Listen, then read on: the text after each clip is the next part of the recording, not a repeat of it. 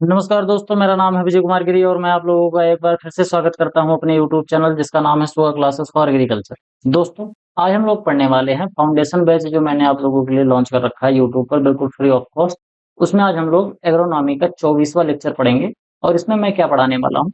इसमें मैं दो इम्पोर्टेंट चीजों को कवर करूंगा। एक तो हमारा है कॉटन जिसको हम कपास बोलते हैं, और दूसरा हमारा है जूट जिसको हम क्या कहते हैं, हिंदी में भी इसको जूट ही कहा जाता है। तो इन दोनों के बारे में पढ़ेंगे। और ये दोनों की दोनों रेशे वाली फसलें होती हैं जिनसे हम रेशा निकालते हैं और फिर इनके रेशों का अलग-अलग जगह पर हम लोग उपयोग करते हैं। इसी के बारे में मैं यहाँ पर डिटेल में आप लोगों को पढ़ाने वाला हूँ। मैं आप लोगों को पढ़ाना शुरू करूँ उससे पहले मैं आप लोगों को बता दूँ कि एक अच्छा सा कोर्स लॉन्च कर रखा है मैंने, अल्टीमेट एग्रीकल्चर कोर्स। इस कोर्स में आपको यहाँ पर दिए गए जितने भी सब्जेक्ट हैं, ये सभी सब्जेक्ट आपको बिल्कुल बेसिक से लेके एडवांस लेवल तक पढ़ाए जाएँगे। और इसके साथ-साथ यहाँ पर जो कुछ भी पढ़ाया जाएगा वो बाइलिंगुअल होगा, और जो मैं आपको नोट्स प्रोवाइड करूँगा ये भी आपको बाइलिंगुअल मिलेगा, हिंदी और अंग्रेजी भाषा में। अगर आप इसको खरीदना चाहते हैं तो इस क्यूआर कोड को स्कैन करके मात्र ₹1000 में खरीद सकते हैं। बाकी कोर्स से रिलेटेड अगर आपको अधिक जानकारी चाहिए तो मेरा व्हाट्सएप नंबर है 9792771793। मेरे इस व्हाट्सएप नंबर पर आप संपर्क करके कोर्स से रिलेटेड जो भी आपको जानकारी प्राप्त करनी है वो प्राप्त कर सकते हो। चलिए आगे बढ़ते हैं, देखते हैं हमारा अगला टॉपिक क्या है। मेन टॉपिक जिस पे हम आए हैं वो है हमारा क्या, कॉटन। कॉटन के बारे में पढ़ेंगे। सबसे पहले तो इसका थोड़ा-सा जनरल इन्फॉर्मेशन समझ लेते हैं। तो कॉटन जो होता है, इसको क्या कहा जाता है? इसको व्हाइट गोल्ड कहा जाता है अमेरिका में। व्हाइट गोल्ड क्यों कहा जाता है? क्योंकि जितना ज़्यादा महँगा सोना होता है, उसी का रेप्लिका करके इसको बनाया गया है कि जैसे सोना जो होता है, वो जितना ज़्यादा इम्पोर्टेंट होता है, उसी तरीके से ये जो कपास है, ये भी उतना ही ज़्यादा इम्पोर्टेंट होता है। यहाँ पर पैसे की बात नहीं हो रही, जितना महँगा सोना होता है, उतना महँगा कपास। यहाँ ये बात नहीं हो रही है, यहाँ बात हो रही है फाइनेंशियली जितना सोना का महत्व होता है, उतना ही ज़्यादा महत्व यहाँ पर कपास को दिया जाता है। क्यों दिया जाता है? क्योंकि एक समय ऐसा हुआ करता था जब पूरे दुनिया में नंगापन था। नंगापन ऐसे नहीं जैसे इस समय मॉडर्नाइज़ होके नंगापन आ रहा है। पहले नंगापन इस वज़ह से हुआ करता था क्योंकि लोग कपड़े की बुनाई करते थे, और कपड़े की बुनाई जब करते थे तो वो हाथ से करते थे। और हाथ से बुनाई करने में क्या होता था कि मैन्युफैक्चरिंग बहुत तेज़ नहीं हो पाती थी। तो शायद गाँव में 1-2 लोग होते थे जिनके पास ढेर सारे कपड़े हुआ करते थे। अन्यथा ज़्यादा से ज़्यादा लोग 1 या 2 कपड़े में अपना पूरा जो जीवन यापन है वो किया करते थे। जब एक कपड़ा खराब हो जाता था, बिल्कुल रद्दी हो जाता था, तब उसको हम चेंज करके दूसरा कपड़ा लाया करते थे। बाद में क्या हुआ कि जब इंडस्ट्री आई, तो कपड़ा जो बनने की प्रोसेस थी, वो धीरे-धीरे मैकेनिकली होने लगी, सीधे-सीधे मतलब मशीन से ऑटोमेटिक कपड़े बनने लगे। जब मशीन से कपड़े बनने लगे तो एकाएक एकाएक कपास की डिमांड हुई रॉ मटेरियल की, जिससे कपड़े ज़्यादा बनाए जाएँ। और उस समय पर इसका प्रोडक्शन बहुत किया गया। आप लोगों को पता होगा कि इंग्लैंड की एक कंपनी थी, नाम था ईस्ट इंडिया कंपनी। वो भारत में आई थी, सबसे पहले कपड़े का ही बिज़नेस करने आई थी। वो भारत के किसानों से कपास ले जाती थी, और क्योंकि उसके यहाँ औद्योगिक क्रांति आ चुकी थी, तो वहाँ पर वो क्या करती थी, उस कपास से जो भारत से रॉ कपास जाता था, उससे वहाँ पर कपड़े बनाती थी और उस कपड़े को फिर से भारत में इम्पोर्ट करती थी। यानी कि रॉ मटेरियल लेके गए, वहाँ मैन्युफैक्चर किया और उसके बाद फिर से भारत में लाके बेचने लगे। इससे क्या हुआ, कपड़ा सस्ता भी हो गया, बहुत तेज़ी से आपूर्ति भी होने लगी। इसकी वजह से रॉ मटेरियल की डिमांड बढ़ने लगी। तो रॉ मटेरियल की डिमांड पूरी करने में अमेरिका को बहुत ज़्यादा फ़ायदा हुआ। तो इसी वजह से अमेरिका में इसको व्हाइट गोल्ड कहा जाता है। इतनी बड़ी इसकी व्हाइट गोल्ड बनने की कहानी थी। बॉटेनिकल नेम की बात करें तो गॉसिपियम स्पीसीज होता है। इसमें ये जो जीनस है स्पीसीज, इसके अलग-अलग तरीके के पाए जाते हैं ये जो स्पीसीज होती है। भारत में या पूरी दुनिया में कुल मिला के 4 तरीके की स्पीसीज होती है गॉसिपियम की, जिसकी हम लोग खेती करते हैं। कैसे-कैसे होती है, क्या-क्या है इसके कैरेक्टरिस्टिक्स, सबको डिटेल में बताएँगे। फैमिली के बारे में बात करें तो इसकी जो फैमिली होती है, मालवेसी फैमिली होती है, ये सेम फैमिली होती है ओकरा वाली। जो ओकरा की फैमिली होती है वही फैमिली इसकी भी कहलाती है। ओरिजिन प्लेस की बात करें तो इसका जो ओरिजिन प्लेस है ये मेक्सिको माना जाता है, और मेक्सिको अगर आप लोगों ने कभी मैप में देखा हो, तो मेक्सिको जो है ये अमेरिका का बिल्कुल पड़ोसी देश होता है। तो वहीं पर इसका ओरिजिन प्लेस माना जाता है।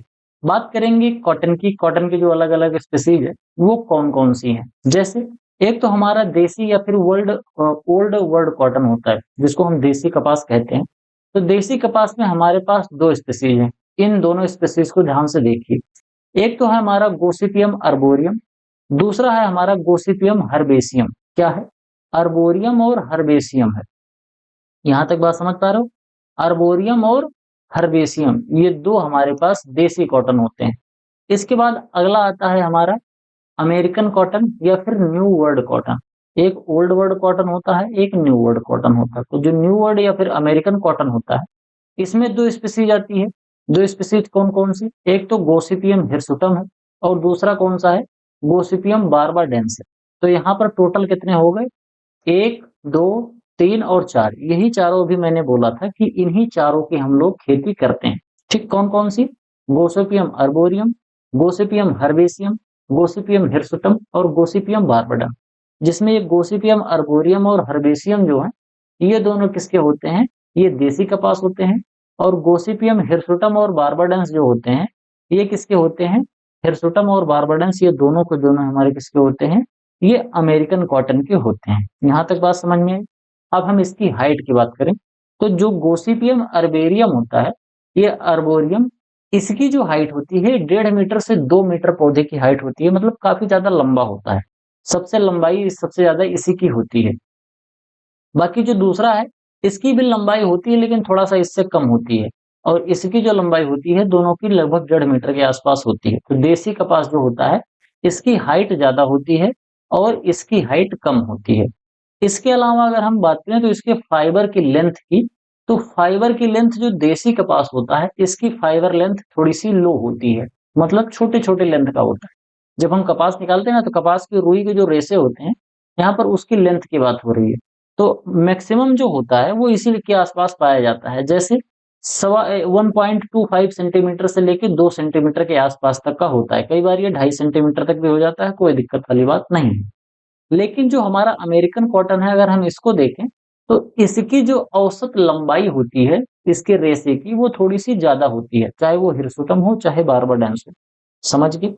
अब हम बात करेंगे भारत में, क्योंकि करे जाते हैं चारों, तो चारों करे जाते हैं, तो कितने-कितने एरिया में करे जाते हैं। तो सबसे पहला हमारा अर्बोरियम है जो कि 29% के आसपास किया जाता है। हर्बेसियम का 21%, 50% हमारा हिरसुटम है। सबसे ज़्यादा इसी की खेती होती है और कुछ थाउज़ेंड हेक्टेयर में बार्बाडेंस की भी खेती होती है। अब इसमें ध्यान से समझने वाली बात ये है कि भारत में किसकी खेती ज़्यादा होती है? भारत में अमेरिकन कॉटन की खेती ज़्यादा होती है। तो अमेरिकन कॉटन, जिसका रेशा बहुत ज़्यादा ना बड़ा होता है, ना बहुत ज़्यादा छोटा होता है, बिल्कुल मीडियम लेंथ का होता है और इसका एरिया सबसे ज़्यादा होता है। यहाँ तक बात समझ में आई? एक चीज़ मैं आपको और बता दूँ कि पूरी दुनिया में केवल भारत ही एक ऐसा देश है, जहाँ पर ये चारों कॉटन की खेती करी जाती है। बाकी अधिकतर जगह पर इन चारों की खेती नहीं करते। किसी 2 की, किसी 3 की या 1 की करते हैं। लेकिन भारत में जितना परसेंटेज में ये पाया जा रहा है, लगभग-लगभग उतने परसेंटेज में पूरी दुनिया में कहीं नहीं होता है। ऐसे हो सकता है कि 1%, 2% इन चारों में से कोई एक की खेती हो रही हो, बाकी 95%, 97% किसी दूसरे की हो रही हो। लेकिन चारों की खेती नहीं होती है। भारत में इन्हीं चारों की खेती प्रॉपर तरीके से करी जाती है। इसमें जो गोसिपियम बार्बाडेंस है, इसको कहा जाता है सी आइसलैंड कॉटन इसको कहा जाता है। सी आइसलैंड कॉटन क्यों कहते हैं? क्योंकि इसको आइसलैंड के सी आइसलैंड वाले एरियाज में इसकी खेती हम आराम से कर सकते हैं। इसकी मिट्टी बहुत बार पूछी जाती है और इतनी ज़्यादा फेमस है इसकी मिट्टी कि उस मिट्टी का नाम ही कॉटन पे पड़ गया है। उसका नाम है black cotton soil. Black cotton soil क्या होती है? इसके अंदर क्ले की मात्रा बहुत ज़्यादा होती है। क्ले क्या होता है? ये सबसे छोटी पार्टिकल्स होते हैं। 0.002 मिलीमीटर से कम डायमीटर वाले जो सोइल पार्टिकल होते हैं, उनको हम क्ले पार्टिकल कहते हैं। तो ब्लैक सॉइल के अंदर क्ले पार्टिकल ज़्यादा मात्रा में पाए जाते हैं और इसकी जो वाटर होल्डिंग कैपेसिटी होती है, काफ़ी ज़्यादा होती है। और जो हमारा कॉटन की फसल होती है, ये खरीफ सीजन की फसल होती है। आपको इसको भी याद रखना है कि ये कैसी होती है, खरीफ सीजन की फसल होती है। तो इसको कल्टीवेट करने के लिए हम ब्लैक कॉटन सॉइल का इस्तेमाल करते हैं या फिर ब्लैक सॉइल आप कह सकते हो। ये ज़्यादातर भारत में कहाँ पाया जाता है? महाराष्ट्र में ज़्यादातर ये ब्लैक सॉइल पाई जाती है। तो महाराष्ट्र में इसकी खेती भी ज़्यादा होती है। इसके अलावा एक चीज़ और बहुत इम्पोर्टेंट है इसमें, और वो है चैफुली मेथड। ये चैफुली मेथड क्या है? चैफुली मेथड एक तरीके का स्क्वायर प्लांटिंग का मेथड होता है। जब हम कॉटन की प्लांटिंग करते हैं और कौन से मेथड से करते हैं? स्क्वायर प्लांटिंग, यानी कि जब ये दोनों बिल्कुल सेम सेम होता है तब की बात हो रही है, जिसमें पौधे से पौधे और लाइन से लाइन की दूरी जब बराबर होती है तो उसको स्क्वायर प्लांटिंग कहते हैं। तो स्क्वायर प्लांटिंग में जो कॉटन है, इसको ट्रांसप्लांट करने के लिए एक मेथड यूज होता है जिसको हम चेफुली मेथड बोलते हैं। ये कहाँ पर यूज होता है? ये महाराष्ट्र में यूज होता है और इसके साथ साथ मध्य प्रदेश में यूज होता है। यहाँ का जो मध्य प्रदेश का जो मालवा वाला रीजन है, वहां पर इसकी खेती करने के लिए इस मेथड का उपयोग किया जाता है, जिससे एग्जैक्टली हम एक स्क्वायर शेप में हम प्लांटिंग कर पाते हैं। प्रॉपर तरीके से स्पेसिंग को मेंटेन करने के लिए इस चोफली मेथड का इस्तेमाल किया जाता है। बात करेंगे सीड रेट की, जो अमेरिकन कॉटन होता है और देसी कॉटन होता है। इसको ध्यान से समझना, मैंने वहां जो चारों बताया था, चारों को आगे हम जितना भी पढ़ेंगे उनको केवल 2 ही भागों में बांटा गया है। 2 हमारे इंडियन कॉटन वाले और 2 अमेरिकन कॉटन वाले। ठीक, इसमें बात करते हैं सीड रेट की। तो जो सीड रेट है, ये इंडियन कॉटन का 10 से 12 किलोग्राम पर हेक्टेयर होता है। वहीं जो अमेरिकन कॉटन होता है, ये 18 से 20 किलोग्राम पर हेक्टेयर होता है। क्यों? क्योंकि इंडियन जो कॉटन होता है, इसकी हाइट ज्यादा होती है और अगर हाइट ज्यादा होगी तो ज्यादा एरिया कवर करेगा, मतलब लंबाई चौड़ाई ज्यादा होगी, ज्यादा इसका वेजिटेटिव ग्रोथ होता है। तो दूर दूर हमें लगाना पड़ेगा और दूर दूर लगाएंगे तो हमारी स्पेसिंग घट जाएगी और दूर दूर लगाएंगे तो हमारी स्पेसिंग बढ़ जाएगी और हमारा सीड रेट घट जाएगा। वहीं अमेरिकन जो कॉटन होता है, उसमें इसका जस्ट अपोजिट हो जाता है। बात करेंगे फाइबर के कलर की, तो डल और लाइट ब्राउन कलर का होता है। यहाँ पर आपको ये दिख रहा होगा, ये हमारा कौन सा कॉटन है? ये हमारा देसी कॉटन दिख रहा है आपको। और ये वाला जो कॉटन है, ये कौन सा है? ये हमारा है अमेरिकन कॉटन। यहाँ तक बात समझ में आए? ये जो अमेरिकन कॉटन होता है, ये बिल्कुल क्रीमी व्हाइट कलर का होता है, जबकि हमारा जो देसी कॉटन होता है, ये थोड़ा सा लाइट ब्राउन कलर या फिर डल कलर का होता है। जैसे जब सफेद कपड़े होते हैं ना, सफेद कपड़े को जब बहुत साफ से धुलो ना, जैसे आप लोगों ने एक प्रचार देखा होगा ना, वो चकाचक कपड़े का प्रचार, मतलब कपड़े साफ करने का एक डिटर्जेंट पाउडर का होता है ना उसमें। तो उसमें लड़का एक खड़ा होता है और ऐसा सख्त से जाता है वो डिटर्जेंट पाउडर, और बीच में सफेद हो जाता है। तो जो ऊपर और नीचे वाला जो कलर होता है, वो ऊपर और नीचे वाला बिल्कुल वही दिखाता है कि ये देसी कॉटन का बना है, और बीच में जो दिख जाता है, जो साफ हो जाता है, वो बिल्कुल व्हाइट कलर का हो जाता है, वो अमेरिकन कॉटन होता है। यही दोनों में अंतर होता है। आप यहाँ पर देखोगे तो ये थोड़ा सा कैसा है, इसके अंदर थोड़ा सा ब्राउन रंग है, बहुत ज्यादा नहीं है, बहुत हल्का सा होता है, और ये बिल्कुल क्रीमी व्हाइट कलर का होता है जो अमेरिकन कॉटन होता है। गिनिंग परसेंटेज की बात करें तो मोटा मोटा आप ऐसे समझो, गिनिंग परसेंटेज में क्या होता है कि सीड और ऊन का रेशियो होता है। सीड और इसके ऊपर जो फाइबर निकाला जाता है, इसका रेशियो होता है। तो जो इंडियन कॉटन होता है, इसका रेशियो ज्यादा होता है, लगभग 36 से 42% के आसपास होता है, जबकि अमेरिकन कॉटन में 28 से 32% के आसपास होता है। ऑयल की बात करें तो जो देसी कॉटन होता है, देसी कॉटन के अंदर 26% के आसपास ऑयल पाया जाता है, और अमेरिकन कॉटन में लगभग 18% के आसपास ही ऑयल पाया जाता है। अब आप सोच रहे होंगे कि सर जी, जब इसमें रुई ज्यादा निकल रही है, इसमें रुई कम निकल रही है, तो इसकी खेती ज्यादा क्यों नहीं करते? तो उसको ध्यान से समझना, इसके अंदर तेल भी ज्यादा है और इसके अंदर तेल भी कम है। तो इसको समझने के लिए आपको ये समझना पड़ेगा कि नंबर ऑफ प्लांट जो होते हैं और नंबर ऑफ जो फलियां होती हैं, ये इंडियन में कम लगती हैं। जैसे अमेरिकन कॉटन में मान लेते हैं कि 1 हेक्टेयर में 100 फलियां लग गई, यानी कि ये 100 बॉल्स बन गए। तो इंडियन कॉटन में कितना बनेगा? मात्र 80 बनेगा या 70 बनेगा। अब जब ये कम बना है, तो भले ही हम ढेर सारा जब जोड़ लेंगे, तो औसत इसमें ओटाई का परसेंटेज भले ज्यादा हो जाए, लेकिन ओवरऑल तो हमारा कम ही निकलेगा ना। और यहाँ पर ओवरऑल की बात नहीं हो रही है, यहाँ पर बात हो रही है पर्टिकुलर एक एक की, यानी कि एक सीड में कितना परसेंटेज रुई निकलता है, रुई और सीड का औसत भार कितना होता है दोनों में, समझ गए? ये गिनिंग परसेंटेज होता है। ऑयल भी ऐसा ही होता है, समझ गए? इसमें ये मार खा जाता है क्योंकि ये कम होता है, दूर-दूर तक फैलता है, अल्टीमेटली हमको प्रोडक्शन कम मिलता है। अमेरिकन कॉटन में थोड़ा हमें प्रोडक्शन ज़्यादा मिलता है। वैराइटीज़ की बात करें तो देसी या ओल्ड जो वर्ड का कॉटन होता है, इसमें जी 777 है और दिग्विजय है। दिग्विजय बहुत ही अच्छी वैरायटी मानी जाती है और इससे रिलेटेड एग्जाम में कई बार क्वेश्चन पूछे गए हैं। इंटर स्पेसिफिक है, इसमें 12 लक्ष्मी बहुत इंपॉर्टेंट वैरायटी है। और उसके बाद अगर हम बात करें तो एचबी 224 वैरायटी है, डीएचबी 105 वैरायटी है, इंट्रा स्पेसिफिक वैरायटी है एच फोर भी काफी ज्यादा इंपॉर्टेंट वैरायटी है, साल्विया इंपॉर्टेंट है, सूर्या एक हाइब्रिड वैरायटी होती है। इजिप्शियन कॉटन की बात करें तो इसमें सुजाता है। सुजाता ये गेहूं की वैरायटी होती है, कॉटन की होती है, और सुजाता एक गाय की भी प्रजाति होती है। ठीक, इसके बाद सेविन है, ये नॉन हाइब्रिड वैरायटी है। और अमेरिकन कॉटन में एमसीयू 5, 4, 8, 9 ये जो कुछ वैरायटीज हैं, ये अमेरिकन कॉटन की होती हैं। इसको ध्यान से समझते हैं, इसमें कौन कौन सा इंपॉर्टेंट है। दिग्विजय याद कर लो, जी 777 याद कर लो, वारा लक्ष्मी याद कर लो, DCH 32 याद कर लो। इसके अलावा सूर्या याद कर लो, सविता याद कर लो, H4 और H6 ये एग्जाम में पूछा भी गया है। सुजाता याद कर लो, और MCU वाली ये सीरीज याद कर लो। इतना आपको जरूर याद कर लेना है, क्योंकि इससे रिलेटेड क्वेश्चन बहुत बार पूछे जाते हैं। जब क्वेश्चन बहुत ज्यादा डिटेल में जाता है तो कई बार ऐसे भी पूछ लिया जाता है कि इजिप्शियन कॉटन की कौन सी वेराइटी है।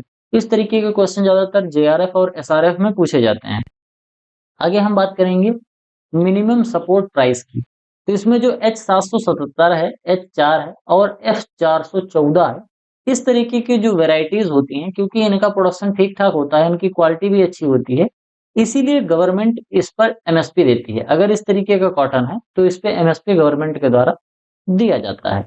आगे हम बात करेंगे न्यूट्रिएंट मैनेजमेंट। तो इसमें अगर हमको न्यूट्रिएंट मैनेजमेंट करना है तो 100 kilogram nitrogen, 120 kilogram phosphorus, 20 kilogram इसमें पोटेशियम देते हैं, 15 किलोग्राम इसमें जिंक देते हैं, ओ सॉरी 20 से लेके 30 किलोग्राम फॉस्फोरस देते हैं, और 15 से लेके ओ सॉरी जस्ट अ सेकंड गड़बड़ हो गया। नाइट्रोजन देते हैं कितना, 100 किलोग्राम। नाइट्रोजन कितना देंगे, 100 से 120 किलोग्राम के आसपास नाइट्रोजन देते हैं। फॉस्फोरस इसमें 20 से 30 किलोग्राम के आसपास देते हैं, और इसके अलावा इसमें जिंक देते हैं। जिंक कितना देते हैं, 15 से लेके 20% के आसपास इसमें, 15 से लेके 20 किलोग्राम के आसपास इसमें जिंक की मात्रा देते हैं। यहाँ पर आप देख रहे होंगे कि पोटेशियम नहीं है, तो ऐसा नहीं है कि इसमें पोटेशियम नहीं दिया जाता है, लेकिन थोड़ा सा कम दिया जाता है, या निग्लिजिबल मात्रा में दिया जाता है। 20-30 किलो अगर आप दे दोगे 1 हेक्टेयर में तो काम चल जाएगा, कोई दिक्कत वाली बात नहीं होती है। वाटर मैनेजमेंट की बात करें तो 80 से 90 सेंटीमीटर वाटर इसके लिए रिक्वायर होता है, इसकी पूरी लाइफ साइकिल में। 80 से 90 सेंटीमीटर बोले तो 800 से लेके 900 मिलीमीटर, और इतना पानी हमको केवल और केवल खरीफ सीजन में ही देखने को मिलता है। इरिगेशन की बात करें तो 2 से 3 बार इसमें इरिगेशन की जरूरत पड़ती है, जिसमें जो सबसे पहला इरिगेशन होता है वो बुआई के 30 से 40 दिन बाद करते हैं। दूसरा जब होता है इसमें बड फॉर्मेशन होने लगती है। इस तरीके के जब इसमें बड बनने लगता है तो बड बनते समय हमको पहले दूसरी इरिगेशन करनी चाहिए, और इसके बाद जब इसमें फ्लावरिंग होती है तो फ्लावरिंग के टाइम पर हमको तीसरी बार इसमें इरिगेशन करने की जरूरत पड़ती है। और अगर बरसात हो रही है बराबर तो कोई दिक्कत वाली बात ही नहीं है, तब तो हमें सिंचाई करनी ही नहीं पड़ेगी। गिनिंग और लिंटिंग 2 चीजें बहुत इंपॉर्टेंट होती हैं जब हम कपास की बात कर रहे होते हैं। इसमें गिनिंग क्या होता है और लिंटिंग क्या होता है, एक-एक करके दोनों को समझते हैं। जो गिनिंग होता है, ginning and linting are 2 distinct but interconnected processes in cotton fibre production. जब हम कॉटन को अपने खेत में प्रोड्यूस करते हैं, उसके बाद ट्रांसपोर्ट करने के बाद जब वो एक जगह पर जाता है टेक्सटाइल इंडस्ट्री में, तो वहां पर जाके जो कपास होता है, उस कपास के रेशे, जैसे मान लेते हैं ये हमारा सीड है, और सीड के ऊपर ये बड़े-बड़े रेशे लगे होते हैं। तो हम जब तक इन रेशों को सही से निकालेंगे नहीं, तब तक तो हम कपास का अच्छे से प्रोडक्शन ले ही नहीं पाएंगे। तो हमको क्या करना है कि सीड को अलग कर देना है, और ये जो रेशे हैं इनको अलग कर देना है। हमको ये दोनों चीजें बिल्कुल अलग-अलग करनी पड़ती है। तो इसी अलग करने की प्रक्रिया को हम क्या बोलते हैं, गिनिंग बोलते हैं। गिनिंग में क्या होता है, गिनिंग एक ऐसा प्राइमरी मैकेनिकल सेपरेशन है जिसमें जो कॉटन का फाइबर होता है उसको सीड से अलग किया जाता है हार्वेस्टिंग के बाद। जब हम हार्वेस्ट कर लेते हैं तो हार्वेस्टिंग करके ले जाएंगे उसको, और इसके ऊपर के जो रोए हैं रोओं को निकाल लेते हैं और सीड को अलग कर देते हैं। ये तो हमारा गिनिंग हो गया। ठीक, एक बार में हमारी गिनिंग की प्रोसेस कंप्लीट हो गई। अब उसी में आता है एक लिंटिंग प्रोसेस, या फिर इसको डी लिंटिंग प्रोसेस कहते हैं। चाहे लिंटिंग बोल लो या डी लिंटिंग बोल लो, एक ही बात होती है। तो लिंटिंग क्यों कहते हैं, क्योंकि इसमें लिंट निकाला जाता है।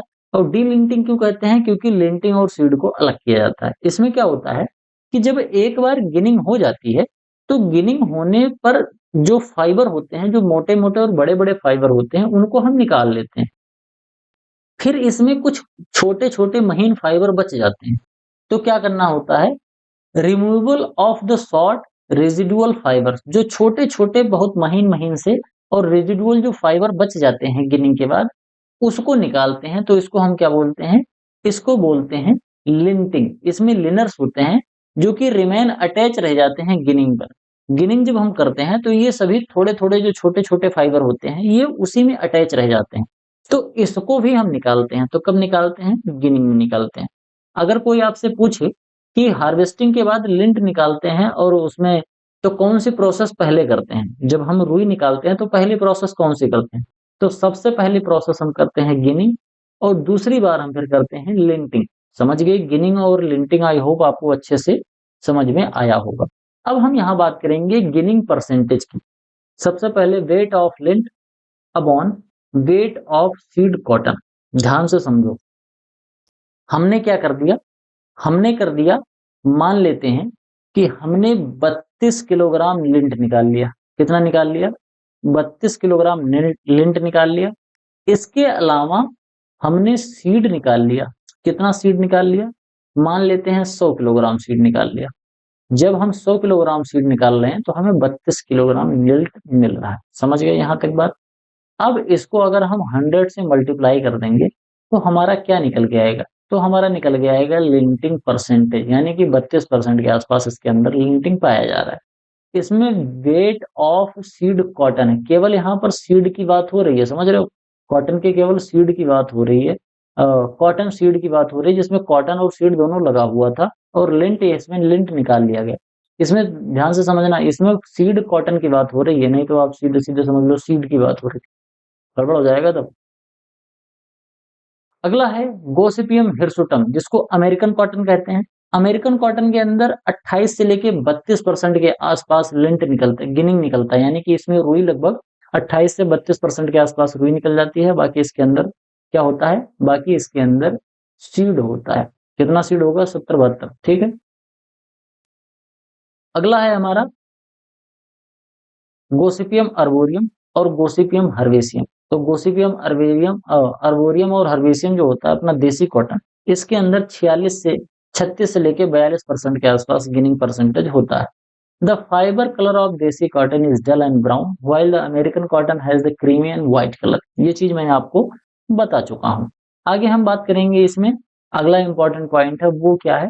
Lint index. अब लिंट इंडेक्स को एक बार समझ लेते हैं। जब हम लिंट इंडेक्स की बात कर रहे होते हैं तो उसमें क्या होता है? Weight of 100 cotton seed. यहाँ पर 100 कॉटन सीड, सीड कॉटन नहीं हो रहा है। जैसे आप अगर ध्यान से देखोगे तो यहाँ पर सीड कॉटन लिखा है, तो सीड कॉटन मतलब सीड भी है, कॉटन के साथ है। और यहाँ पर कॉटन सीड लिखा है, यहाँ पर देखोगे तो आपको क्या लिख रहा है? Cotton seed. यहाँ पर केवल और केवल सीड की बात हो रही है, समझ रहे हो? देखो एक चीज मैं बता देता हूँ, जब कभी सीड कॉटन लिख रहा है, सीड कॉटन लिख रहा है, तो इसका क्या मतलब है कि इसमें सीड भी है और साथ में इसके ऊपर फाइबर भी लगा हुआ है। समझ पा रहे हो? फाइबर भी लगा हुआ है। और जब हम कॉटन सीड की बात कर रहे होते हैं, कॉटन सीड की, तो इसमें क्या होता है? केवल और केवल सीड होता है। ठीक, ओनली सीड होता है। समझ गए? यहाँ तक बात समझ गए? इस चीज को आप बहुत इंपॉर्टेंट तरीके से समझ जाना, नहीं तो गड़बड़ हो जाएगा, आपका कॉन्सेप्ट क्लियर नहीं हो पाएगा। अब यहाँ पर क्या हो रहा है? Weight of 100 cotton seed, 100 cotton seed का वजन कितना है? ये ले लिया। ठीक, अपॉन में 100 कर दिया। मान लेते हैं कितना हमारा निकल गया? हमारा मान लेते हैं निकल गया ये टोटल, ऐसे मान लो कि ये 38 निकल गया। ठीक, जो भी हम पढ़ रहे हैं, नहीं 42 मान, ठीक मान लेते हैं 42%। ठीक, 42 वेट निकल गया किसका? 42 किलोग्राम निकल गया। 42 ग्राम निकल गया। मान लो ग्राम, मान लो कोई यूनिट मान लेते हैं 42 किलोग्राम में निकल गया। वैसे 42 किलोग्राम मानना थोड़ा सा गड़बड़ हो जाएगा, तो आप 42 मान लो। ग्राम तो नहीं, इतना ज्यादा नहीं होगा। 120 समथिंग कुछ ऐसा ग्राम, मुझे एग्जैक्ट याद नहीं आ रहा है। कॉटन सीड का वो क्या होता है? टेस्ट वेट एक बार रिकॉल करके आप बताना, तो फिर मैं बताऊँ। शायद 42 ग्राम है, शायद, हाँ वही है। ठीक है, रख लेते हैं एक एग्जाम्पल के तौर पे। तो 42 हमने रख लिया, 42 ग्राम, 100 मान लेते हैं कि 100 कॉटन सीड का हो गया वजन। अब इसको जब हम 100 से क्या करेंगे? डिवाइड करेंगे और मल्टीप्लाई कर देंगे गिनिंग परसेंटेज 42%। तो इससे हम कर देंगे तो हमारा क्या निकल के आएगा? लिंट इंडेक्स निकल के आ जाएगा। समझ गए यहाँ तक बात? आगे बढ़ेंगे। H2SO4, जिसको हम क्या कहते हैं? सल्फ्यूरिक एसिड कहते हैं। ये डीलिंटिंग करने के लिए काम में आता है। ये removing of the fine fibre, जो सीड होते हैं, सीड में से मोटे-मोटे वाले जो बड़े-बड़े फाइबर होते हैं, उनको तो निकाल लेते हैं हम कब? गिनिंग में। कब निकाल लेते हैं? गिनिंग में निकाल लेते हैं। इसके बाद इसके पास ये जो छोटे-छोटे ऐसे फाइबर बच रहे होते हैं, छोटे-छोटे फाइबर, इनको कब निकालते हैं? इनको हम निकालते हैं, इनको हम लिंटिंग में निकालते हैं। और लिंटिंग में किससे निकालेंगे? सल्फ्यूरिक एसिड में। H2SO4 के सॉल्यूशन में क्या करते हैं? इस सीड को डाल देंगे। गिनिंग करके अब बड़े वाले फाइबर को निकाल लिया, छोटे वाले फाइबर के साथ सीड में सीड के ऊपर हमने क्या कर दिया? सल्फ्यूरिक एसिड डाल दिया। जिससे जो पतले फाइबर हैं, ये सभी आराम से छूट जाते हैं। फिर हमारा जो सीड है, वो प्योर तरीके से बिल्कुल शुद्ध सीड निकलता है, उसमें फाइबर फिर नहीं रह जाता है। बात करेंगे इसकी कैटेगरीज की, जो इसकी लेंथ होती है, जो फाइबर की लेंथ होती है, उसके आधार पर अलग-अलग तरीके की कैटेगरी पाई जाती है। जैसे एक तो होता है शॉर्ट, अगर ये 19.5 मिलीमीटर से कम है तो इसको शॉर्ट बोलेंगे। अगर 20 से 21.5 मिलीमीटर के आसपास है तो इसको मीडियम बोलते हैं। इसके अलावा अगर 22 से लेके 24.5 के आसपास है तो इसको सुपर मीडियम बोलते हैं। 24.5 से लेके 26.5 के आसपास है तो लॉन्ग स्टेपल बोलते हैं। और 27 मिलीमीटर से ज्यादा अगर लंबा मिल गया फाइबर तो उसको सुपीरियर बोलते हैं। तो इस तरीके से टोटल 5 कैटेगरी होती है। आपको ये याद रखनी है क्योंकि एग्जाम में यही पूछा जाता है कि टोटल 5 कैटेगरी कौन कौन सी होती हैं। तो आपको याद रखना है, शॉर्ट होता है, मीडियम होता है, सुपर मीडियम होता है, सुपीरियर मीडियम होता है, लॉन्ग होता है और सुपीरियर होता है। यहाँ तक आई होप आपको अच्छे से बात समझ में आ गई होगी। आगे देखेंगे oil content. The oil content in देसी कॉटन, देसी कॉटन के अंदर कितना होता है? 14 से लेके 25% के आसपास इसके अंदर तेल पाया जाता है। और जो अमेरिकन कॉटन होता है इसके अंदर 14 से 18% के आसपास ही केवल पाया जाता है। एक बेल जो होता है, यहाँ पर आपको दिख रहा होगा, ये जो एक गट्ठर होती है, इसको क्या कहा जाता है? इस एक गट्ठर को बेल कहा जाता है। ठीक, इसके गट्ठर को क्या कहते हैं? तो बेल क्या होता है? ये कपास का गट्ठर होता है, गांठ जिसको हिंदी में कहा जाता है। ठीक, कपास का गांठ क्या होता है? कपास का कपास का गांठ। इसको जब मार्केट में बेचने जाते हैं तो इस तरीके से, जैसे गेहूं होता है ना, गेहूं की 60 किलो 50 किलोग्राम की बोरी बना देते हैं। जो फर्टिलाइजर आता है उसमें 45 किलोग्राम यूरिया, 50 किलोग्राम का एसएसपी, डीएपी 50 किलोग्राम का, इस तरीके से जैसे पैकेट होता है, एक यूनिट होती है कि पैकेट गिन के हम पता कर लें कितना है। उस तरीके से इसका 170 किलोग्राम वजन होता है। ये प्रॉपर तरीके से आइडेंटिफाई करने के लिए कि हमको बार-बार इसको तौलना नहीं पड़े। क्योंकि एक बार अब ये बन गया, अब जब तक ये फैक्ट्री पे नहीं जाएगा तब तक इसको 170 किलो ही माना जाएगा। ये कहाँ बनता है? ये किसान के बाद जैसे ही मार्केटिंग में स्टार्ट होता है, किसान के घर से जैसे निकलेगा, ये 170 की गट्ठर बन जाएगी। ठीक? ये आढ़ती जो होता है जिसको आप इसको सेल करोगे, वही इसकी गट्ठर बनाएगा। और ये टेक्सटाइल इंडस्ट्री में जब तक पहुँच नहीं जाएगा तब तक इसी गट्ठर को बार-बार गिना जाएगा। तो इससे क्या होता है, बार-बार तौलना नहीं पड़ता है, गिन के काम चल जाता है। तो एक बेल का जो वजन होता है वो कितना होता है? 170 किलोग्राम के आसपास होता है। अब इसमें एक बहुत ही इम्पोर्टेंट टर्म होता है, बीटी कॉटन। ये बीटी कॉटन क्या होता है? एक तरीके से जेनेटिक इंजीनियरिंग करके बोटेनिकली मॉडिफाइड इसमें कॉटन बनाया गया है। ये कॉटन जो होता है इसको जेनेटिक इंजीनियरिंग और प्लांट ब्रीडिंग की मदद से इसको बनाया गया है। कॉटन का जो पौधा होता है, इसके अंदर एक वॉल वर्म लगता है, spotted wall worm, pink wall worm जो होता है। ये वॉल वर्म की वजह से इसमें बहुत ज्यादा नुकसान होता है। नाम है उसका हेलिकोबर्पा आर्मीजेरा। ये हेलिकोबर्पा आर्मीजेरा जो होता है, ये ये जो पॉड बन रहा है, यानी कि ये जो फली बन रही है, बॉल जिसको कहते हैं, इस बॉल के फॉर्मेशन के टाइम पर इसमें छेद कर देता है। और जब छेद कर देगा तो अंदर ये जो कपास है, इस कपास के रेशे को वो तोड़ देता है। तो कपास की जो रेशे की लेंथ होती है वो खराब हो जाती है। तो कोई कपास का अगर लेंथ ज्यादा है तो इसका मतलब ये है कि कपास की क्वालिटी बढ़िया है। अगर वही कपास की लेंथ छोटी हो जाएगी तो क्वालिटी खराब हो जाएगी। यहाँ तक बात समझ में आई? अब क्योंकि ये बीटी कॉटन जो है कपास के पौधे को ज्यादा खराब कर रहा है, इस वजह से इसमें जेनेटिक इंजीनियरिंग करके इसको ऐसा बना दिया गया है कि जिससे ये हेलिकोबर्पा ऑर्मिजेरा जो है, ये इसको खाए नहीं। और जब इसको खाएगा तो उसका जो डाइजेस्टिव सिस्टम है वो बिगड़ जाएगा, उसकी उसका पेट खराब हो जाएगा। और पेट खराब होने की वजह से वो इसे खाता नहीं है। जैसे मान लेते हैं कुछ लोग होते हैं ना, लैक्टोज इंटॉलरेंस, तो उनको अगर दूध पिला दो या दूध से बनी हुई कोई चीज अगर उनको खिला दो, तो क्या होता है, या तो उनको उल्टी हो जाएगी या उनका डाइजेस्टिव सिस्टम गड़बड़ हो जाएगा, तो वो खाते नहीं हैं। इसी तरीके से कुछ लोग होते हैं ग्लूटेन के प्रति इंटॉलरेंट, ज़्यादातर यूरोप में आपको देखने को मिलेंगे। तो अगर उनको गेहूँ की रोटी खिला दो या गेहूँ से बना हुआ कोई सामान खिला दो, तो उनके बॉडी पे चकत्ते पड़ जाते हैं। तो इस तरीके की समस्या होने की वजह से ये जो पिंक वॉलवर्म या हेलिकोबार्पा आर्मीजेरा स्पॉटेड जो वॉलवर्म है, ये इसमें छेद करना बंद कर देता है। तो हमारा बीटी कॉटन से एक तरीके से समझो कि हमको फिर इसमें पेस्टिसाइड नहीं डालना पड़ता बार-बार। और अगर कपास के फसल को आपने केवल और केवल इसी हेलिकोबार्पा आर्मीजेरा से बचा लिया, तो आपकी फसल में कोई नुकसान नहीं होने वाला है। सबसे ज़्यादा नुकसान यही करता है। ये ज़्यादा नुकसान करने की वजह से कॉटन का जो क्वालिटी होती है वो खराब होती है, प्रोडक्शन भी जो होता है वो भी घट जाता है। इसको जो डेवलप किया गया था बीटी कॉटन को, ये अमेरिका में सबसे पहली बार डेवलप किया गया था। एक कंपनी थी मोनसैंटो, ये मोनसैंटो जो कंपनी हुआ करती थी, इसी ने इसको बनाया था बीटी कॉटन को, और इसको नाम दिया गया था बॉल गार्ड। बॉल गार्ड यानी कि ये जो बॉल बन रहा है, इसको गार्ड कर दिया गया है, इसको सुरक्षित कर दिया गया, इसमें गार्ड लगा दिया गया है। जब इसको वो खाएगा तो उसका पेट खराब हो जाएगा, तो वो इसको खाएगा नहीं। यहाँ तक बात समझ में आई? तो ये होता है हमारा बीटी कॉटन, जेनेटिकली मॉडिफाइड ये कॉटन होता है। अगली हमारी जो फसल है, वो भी एक फाइबर फसल होती है, रेशे की ही फसल है, नाम है इसका जूट।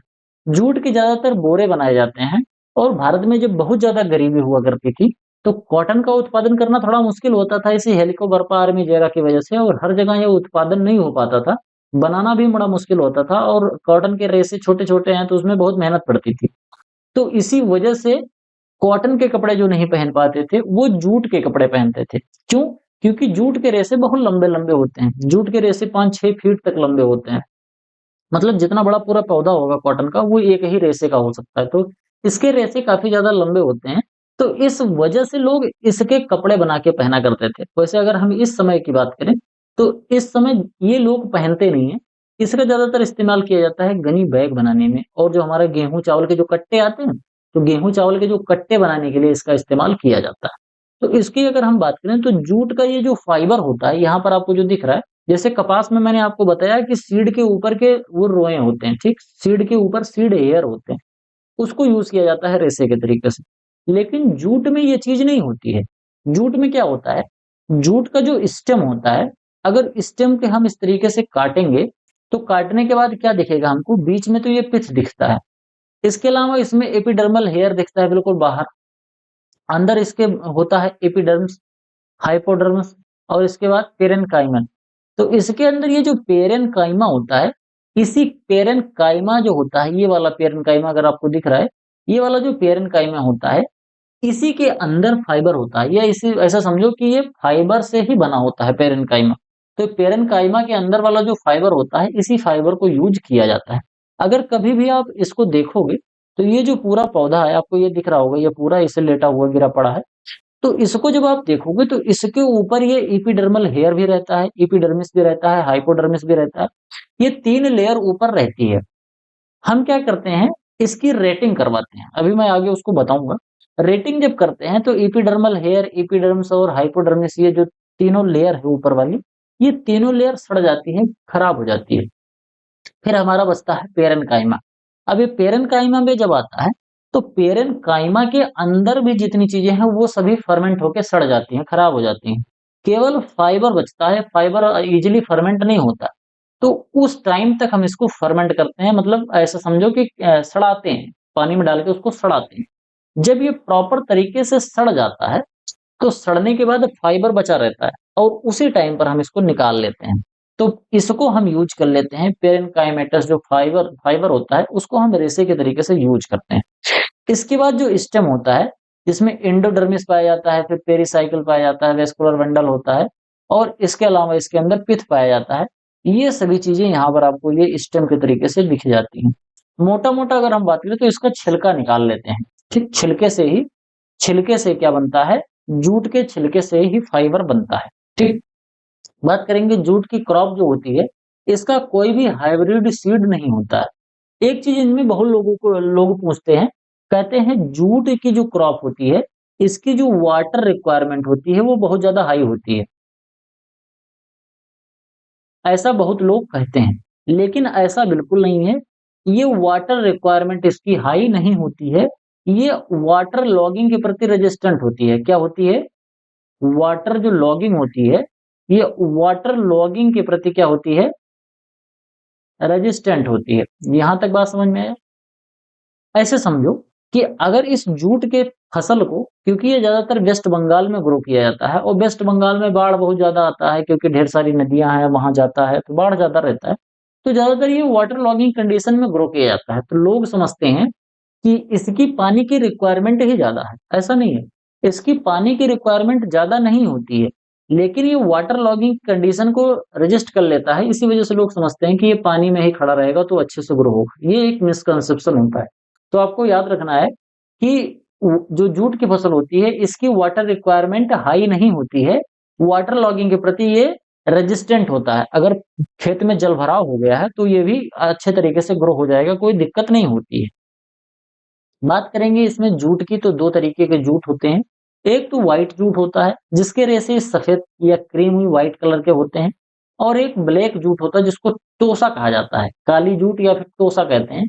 इस तरीके का ये आपको देखने को मिलता है। ये बिल्कुल जो गनी बैग हमारा बना होता है इसी का बना होता है, बाकी ये थोड़ी सी हाई क्वालिटी का हो जाता है।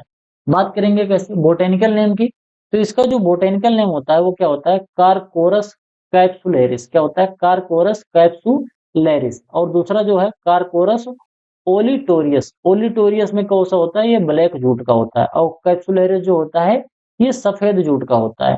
प्लांटिंग का मंथ इसका फरवरी मार्च होता है, इसका अप्रैल मई में होता है। समझ गए? अप्रैल मई जून जुलाई, तो ये वाला वही टाइम जो खरीफ सीजन में है। समझ पा रहे हो? इसके अलावा ग्रोइंग ऑन मिडलैंड और लोलैंड वाले एरिया में, और ये वेल ड्रेन्ड हाईलैंड एरिया में, ऊंची भूमि पे इसको ग्रो करते हैं। ये वाटर लॉगिंग को सह जाएगा, ये नहीं सह पाता। इसके अलावा अगर हम बात करें कि लीफ टेस्ट का, तो इसके अंदर लीफ का जो टेस्ट होता है, इसके अंदर थोड़ा सा बिटरनेस पाया जाता है क्योंकि इसके अंदर कोरिन पाया जाता है, और ये टेस्ट लेस होता है। जो हमारा देसी कॉटन होता है, ये काला, जो काला जूट होता है, सॉरी कॉटन नहीं बोल रहा हूँ, ये जूट होता है। इसका कलर सफेद और इसका पीला होता है। इतना आपको याद करना है। ज्यादा इसमें देखो मैं बताऊं, केवल दो चीज याद कर लेना। एक बोटेनिकल नेम याद कर लेना, एक याद कर लेना ये मिडलैंड और अपलैंड। बाकी चीजें इंटर रिलेटेड हैं और ये सब चीजें ज्यादा पूछी नहीं जाती हैं। ठीक, तो सफेद और पीले में ये याद कर लेना है। वेराइटीज की बात करते हैं तो इसमें एक सोनाली वेराइटी होती है जिसको JRC 321 कहते हैं। इसके बाद साबूजी सोना है, JRC 212 जिसको कहते हैं। इसके बाद है जयदेव। जयदेव नाम से पता चल रहा है ना, जयदेव जयदेव ऐसे बोलते हैं ना बंगाल में। और इसके बाद पद्मा है। पद्मा एक तरीके की एक नदी होती है, ब्रह्मपुत्र को शायद पद्मा बोलते हैं, ब्रह्मपुत्र या गंगा को पद्मा बोला जाता है बांग्लादेश में। तो उसी के आसपास है ना वेस्ट बंगाल, बंगाल और ये ग्रेटर बंगाल, समझ रहे हो ना, वही वाला एरिया जो है। हाइब्रिड सी और इसके साथ साथ श्यामली, ये कुछ स्पीसीज होती है, ये कुछ वेराइटीज हैं हमारी जूट की, जहां पर जूट की खेती, इन्हीं सभी प्रजातियों से जूट की खेती करी जाती है। जूट की हार्वेस्टिंग कब करते हैं? जूट की हार्वेस्टिंग फ्लावरिंग से जस्ट पहले करते हैं। ठीक, अगर फाइबर के पर्पज से हमको ग्रो करना है तो। क्यों? जब हम इसके अंदर जो फ्लावरिंग हो जाती है तो धीरे धीरे जो फाइबर है वो बहुत ज्यादा हार्ड होने लगता है, उसकी क्वालिटी घटने लगती है। अगर हद से ज्यादा हार्ड हो जाएगा तो उसकी हम रस्सी या फिर गनी बैग नहीं बना पाएंगे, वो टूट जाएगा। तो इस वजह से बिफोर फ्लावरिंग, जैसे हमको लगेगा फ्लावरिंग स्टार्ट होने वाली है, उससे पहले इसको हम हार्वेस्ट कर लेते हैं। आइडियल स्टेज इसकी जो हार्वेस्टिंग की होती है, जब इसके अंदर स्मॉल पॉड होता है तब हम इसको निकालते हैं। वो कब निकालते हैं? 135 से 140 दिन के आसपास का जो टाइम होता है, उस टाइम पर जैसे पॉड बनने लगता है या फ्लावरिंग का टाइम जो होता है, उसी के आसपास में इसकी हम क्या करते हैं? हार्वेस्टिंग कर लेते हैं। प्रॉपर तरीके से हार्वेस्टिंग करेंगे और हार्वेस्टिंग करके रेटिंग करेंगे, रेटिंग करके जूट निकाल लेंगे और उसको फिर बेच देते हैं। तो आज के लेक्चर में केवल इतना ही। आई होप आपको वीडियो पसंद आया होगा। वीडियो पसंद आया हो तो वीडियो को लाइक करिए। मैंने एक क्यूज दे रखा है, अगर आप वीडियो के डिस्क्रिप्शन में जाओगे तो वहां पर 3-4 क्वेश्चन का मैंने क्विज दे रखा है, उस क्यूज को अटेंड करो। इसी से रिलेटेड है जो अभी मैंने पढ़ाया। बाकी आप अगर लेक्चर आपको पसंद आया है तो लेक्चर को लाइक जरूर करिए। चैनल को सब्सक्राइब नहीं किया है तो सब्सक्राइब करिए। आपके जो कमेंट है वो भी आप जरूर करिए, जो आपके सुझाव हैं कमेंट करिए, उसको मैं पढ़ता हूँ, उसको इम्प्लीमेंट करने की कोशिश करता हूँ। इसके अलावा आप हमारा जो पेड कोर्स है उसको खरीदना चाहते हैं तो हमें व्हाट्सएप पे संपर्क जरूर करिए। मिलते हैं किसी दूसरी वीडियो में, तब तक के लिए इजाजत दीजिए। धन्यवाद।